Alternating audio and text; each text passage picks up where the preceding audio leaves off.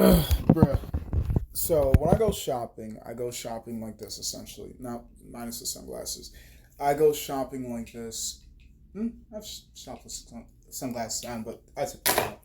Make eye contact, try not to freak out the public, but essentially, the way that I learned about myself, something I learned about myself. If I hear what you're saying, I want to listen. Regardless if it's talking about me, regardless if it's some tea, regardless of what the fuck it is, I want to listen. And certain things like, why am I listening to that? Why do I care? And as well as like sometimes people make comments and remarks, and when I hear comments and remarks, especially about me, I want to say something. Like I know I'm not supposed to because that's rude, and to stand on my ground and respectful towards myself. At the end of the day, if you're not in my personal life, I shouldn't give a shit. It doesn't fucking matter.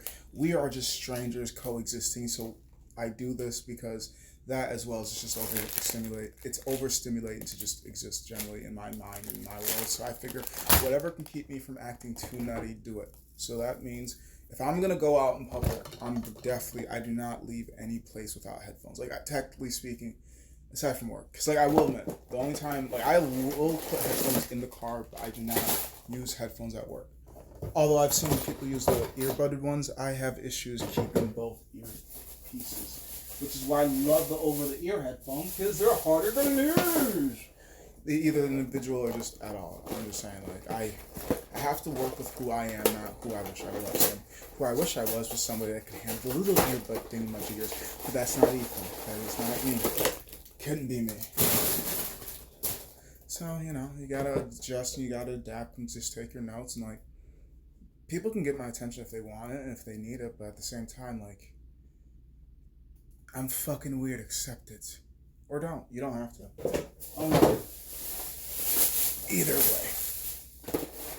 I gotta figure out how to get this off these sunglasses because for some reason when I was purchasing it, I didn't pay close attention.